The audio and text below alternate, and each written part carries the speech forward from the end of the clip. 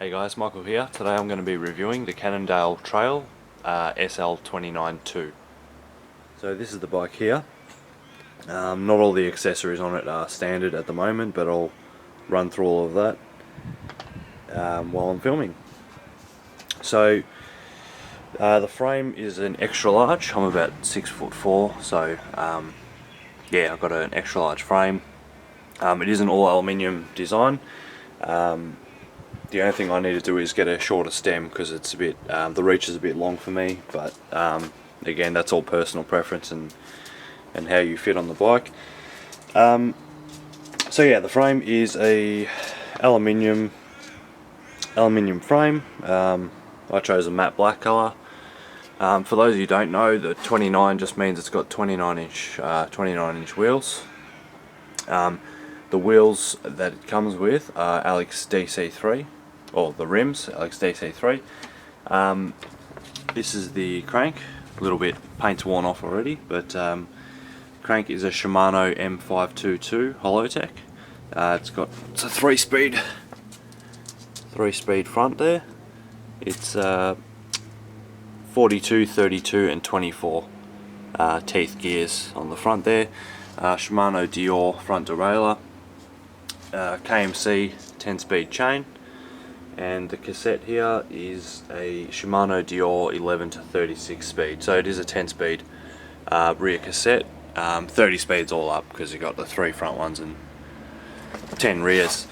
It's got a Shimano SLX Shadow derailleur and the RockShox 30 Gold TK29, so there's 100mm of travel,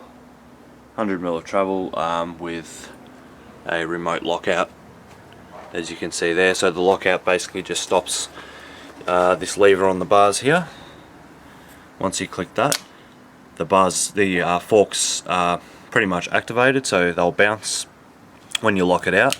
It reduces the forks from bouncing by quite a bit, so you can probably a good idea when you use it if you're riding the bike on the road or up a climb, stop the bike from bouncing around, because that takes up a lot of energy when the front's bouncing and you're not going anywhere. So yeah, I'll usually lock that out if I'm on the road or climbing or just somewhere flat. I usually only unlock it if I'm on a trail or something. Yeah, so the bike is a hardtail, meaning it doesn't have rear suspension, but it does have, yeah, the front fork, as I just discussed. Some of the things I've changed on the bike, only purely personal preference. I put this chainstay protector on, that didn't come on it. I've changed the pedals, so I've got these specialised bennies. Great pedal, really grippy. It has these pins here you can unwind or wind in depending how much grip you require. I'll probably do a separate review on these shortly anyway. What else have I changed? I've changed the tyres. It does come with what tyres were they? WTB 9 line, so 29x2s. They were a great tyre, but just probably only for summer or dry conditions. Once I got a little bit muddy down here, they were pretty slippery, so I put on some specialised control, the Captains.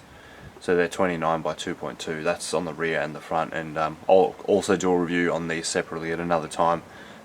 They're an awesome tyre, heaps of grip, even in the mud and things like that.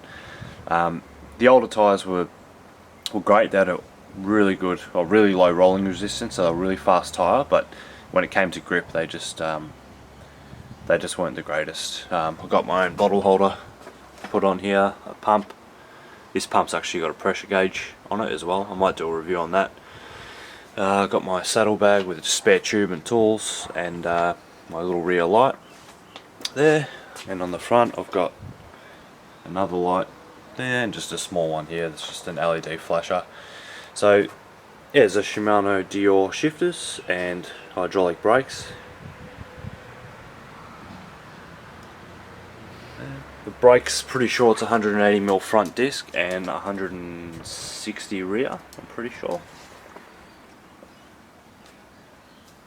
So that's the rear disc in there. The Cannondale saddle, for me, I found it really comfortable, so I didn't need to change it.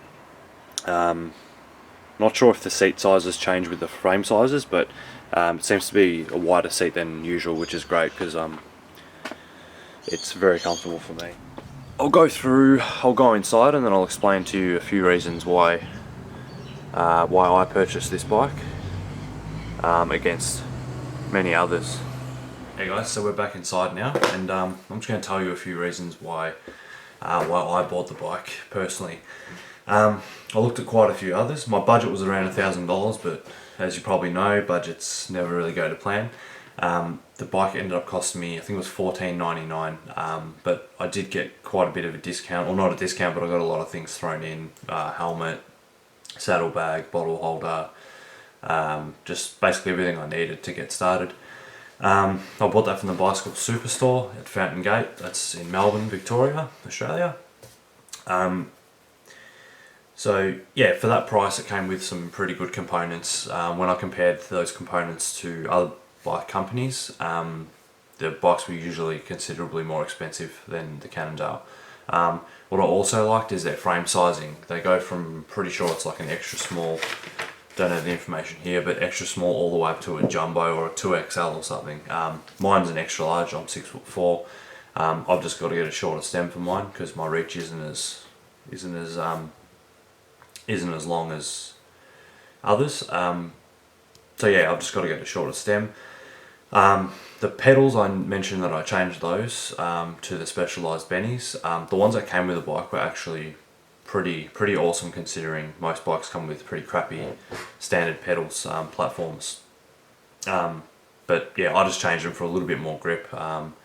And the specialised pedals are great, but don't get me wrong, the pedals that come with them are also awesome. I just found in really muddy, wet conditions, they start to get a little bit slippery after a while. Yeah, and I also mentioned I changed the tyres. As I said, the tyres that came with them were fantastic, very fast rolling, especially on the road, things like that. But when it came to really muddy, wet conditions, they didn't hold up too well, so I went and got the specialised Control. The Captain tyres, which have been awesome. Again, I'll do another review on the pedals and the tyres at a later date. Yeah, so the reasons I bought the bike were the frame sizing. I liked the more relaxed geometry. It's not as aggressive as some other mountain bikes. The fact that I do a lot of trail riding, track riding, as well as just riding on the road. I wanted something relaxed and fast, so that's why I got the 29er. Me being 6'4" as well, the 29er doesn't feel big or anything to me. It's rolls over large objects really easily, and yeah, it's just a great bike. I think it's just, for what I paid for it, it's an amazing bike. It's quite light. I don't know how much it exactly weighs. I don't know, but it's aluminium. It's not carbon, but it's reasonably light for what it is, and for the size it is, being again extra large. But yeah, it looks great bike, handles well, very relaxed geometry, so it's very comfortable. You can ride it all day without a hitch. I mean, I ride to the mountain bike trails, ride on the trails, then ride back home. All I do is just adjust my tyre pressures when I get there, and that's about it. The only issues, I haven't had any issues with the bike. I've only just broken a rear derailleur off, but that was my fault. A stick got caught in it and snapped it off, so that's nothing really. Can't really blame that on Cannondale or the bike. So yeah, for the price, it's highly recommended from me. I'd definitely buy another Cannondale, for sure. As with the tyres, I think I'll put the ones that came with it back on during summer, because yeah, they were faster rolling, and they were more comfortable to ride on. But as I said, grip wasn't the best in muddy conditions. So yeah, in summing up, excellent bike. Great deal for the money, for the cost, 1,500 Australian dollars. As I said, they would have discounted it, but that was with, I got a lot of things chucked in with the bike from Bicycle Superstore, Fountain Gate. As with any bike, the main thing is being fitted up for it, so just make sure you get the right frame size, because there's nothing worse than riding a bike that's uncomfortable, isn't your right size, it's too big, too small. You want to be comfortable, and every bike has a purpose, so make sure you buy a bike that's